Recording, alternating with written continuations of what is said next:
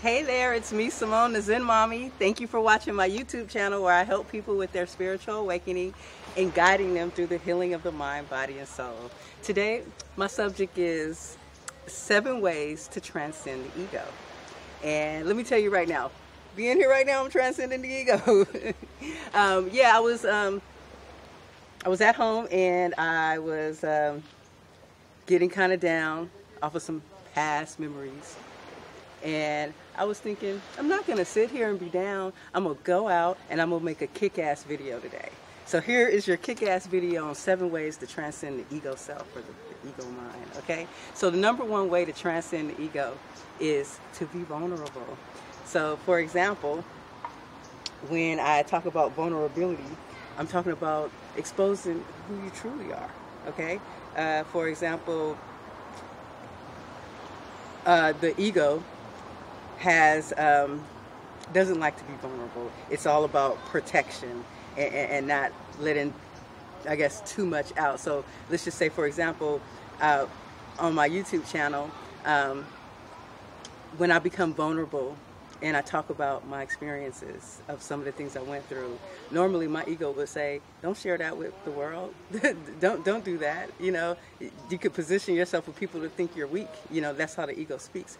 But I decided to be vulnerable. So you can use vulnerability in any situation. So anytime you're being vulnerable, you're conflicting against the ego. And see, the way to transcend is to do things that conflict against the ego. So the number 2 way to transcend the ego mind is humility. For example, when a little over a year ago, when I found out my husband was cheating with the woman upstairs, when I found out not only he was cheating with her, but multiple women, and he just turned out to be this con artist, right? Well, I had been putting pictures on our Facebook of us as a couple, us having our baby, and I'm thinking, oh, I'm thinking all these quotes about marriage and stuff, totally not living. There's a lot of things, that's a lot with today's reality. A lot of people are living a false self through these Facebook and YouTube. They put all these pictures up. You want to look like a happy family, and the next thing you know, my happy family is upstairs with the woman. So what I'm trying to say is, I was humiliated, right? And on top of that, when I found out, okay, a bunch of drama pursued, of course, because, I'm like, okay, one of his mistresses and her friends decided to attack me on Facebook. I'm like, oh, he doesn't want you. He's going to divorce you and marry me. First, she didn't even know he was married. But still, I had to bite the bullet. I had to just be like, okay. When he tried to get me to forgive him and I didn't forgive him fast enough, he ran to her because she had money, a job, and a place to take care of him. And so I had to just bite the bullet. My husband had abandoned me and my newborn child. And the whole church, there's a church, and they knew about it. They publicly accepted them as a couple. They saw me with the baby, with my stomach, they knew I was his wife. He worked there. And they accepted them. They were on Facebook, posted, oh, the couple that prays together, stay together. I was humiliated to the highest core. Let me tell you something. How did I choose humility in this situation? Number 1, I was angry, okay? I was ready to, I did a review on their website, and I was just like, look, you guys have destroyed my faith. I was thinking, I'm going to do a petition. I'm going to get people to riot them. I'm going to do all of these attacks toward them. And then I just was like, you know what? I had to suffer humility. I had to bite the bullet. I had to take it. And let me tell you something. It knocked my ego down, okay? I had to eventually admit to everyone what was going on. The ego doesn't like that, okay? So you have to embrace humility, is what I'm trying to say. So number 3 way to transcend the ego is take a neutral position on things. So when you have to realize, like, when something bad happens, okay, let's just say I was hit by a car on the way to work today. You have to accept that this is neither good or bad, okay? Always sit with a neutral position. Say, I got sick today and I couldn't leave the house, okay? That's neither good or bad. The ego will have you think that it's bad, but the thing is, a bad thing that happens to you could cause a good thing to happen. Say you got into a car accident, right? But the car accident wasn't your fault and you got a settlement. That's neither good nor bad. So that's the approach you want to take about anything that comes up in your life that seems like a negative thing. You want to take a neutral approach to it and say, this is neither good nor bad, okay? And always be open, because in the Hermetic laws, the natural law, one of the laws is polarity, that hate and love are two extremes of the same thing. And that's with everything, light, dark, evil, good, okay? So yin, yang, there's a polarity there, okay? So you want to take a neutral approach, okay?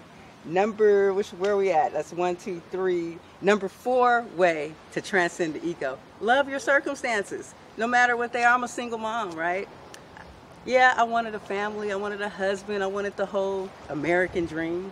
But you know what? I'm a single mom, and guess what? I love being a single mom. And see, learn to love whatever it is. Never look at yourself as lacking, okay? So the ego will be like, you don't have this, you don't have that, you would be a better person of that. So the ego was going to have you constantly racing your mind thinking it should be better, it should be more.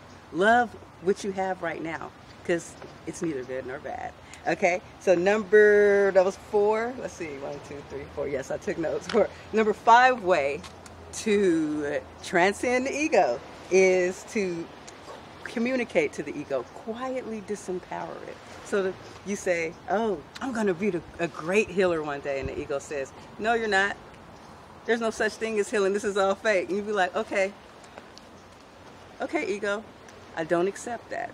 Okay, I'm an infinite, powerful being. I've already have all of these signs and synchronicities. You know, you talk to yourself, you talk to the ego.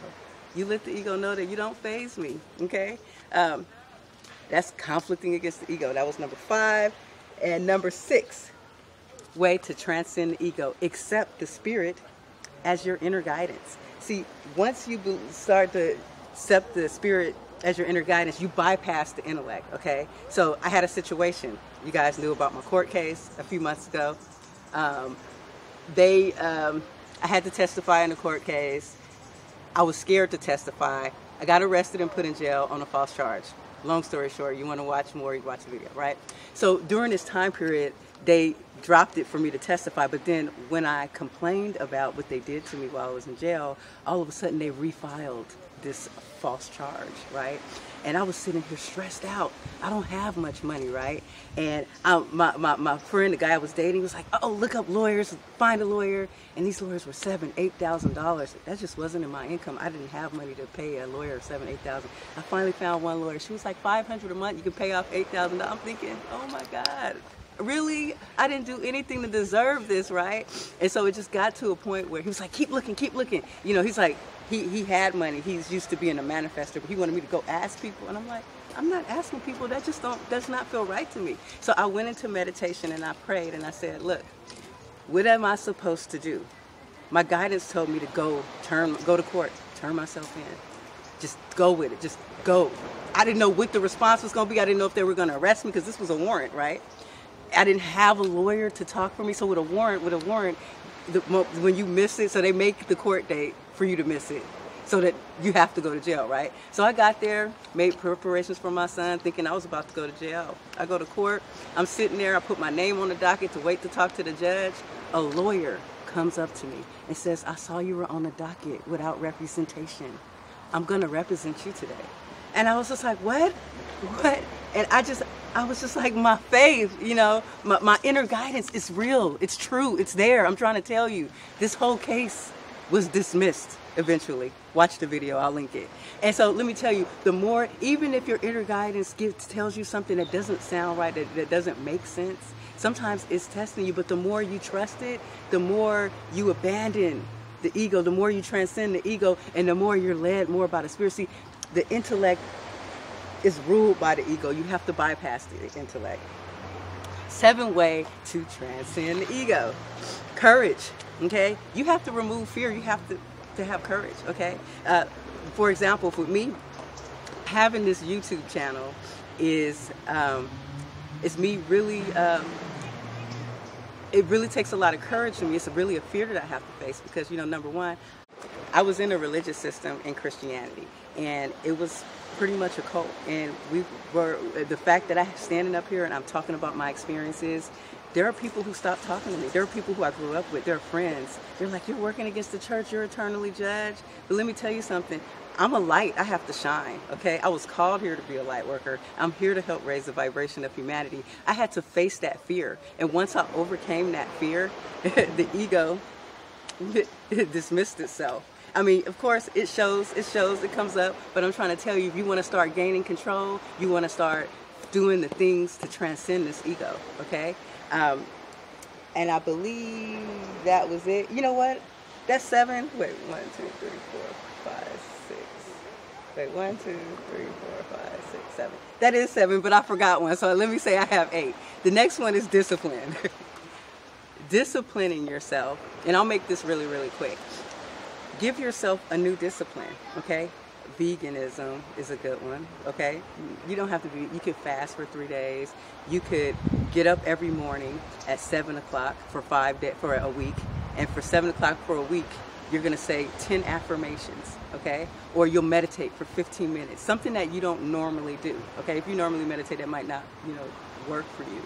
Do something silly, right? Like, you can get up at 7 every morning for 10 minutes, and you could take 12 dishes out of the cabinet, rewash them all and put them back, right? Ceremoniously for 7 your ego will be like, why are you doing this, right? See, anytime you put up a discipline and you follow it, the ego doesn't like discipline. That's why it gets harder with me.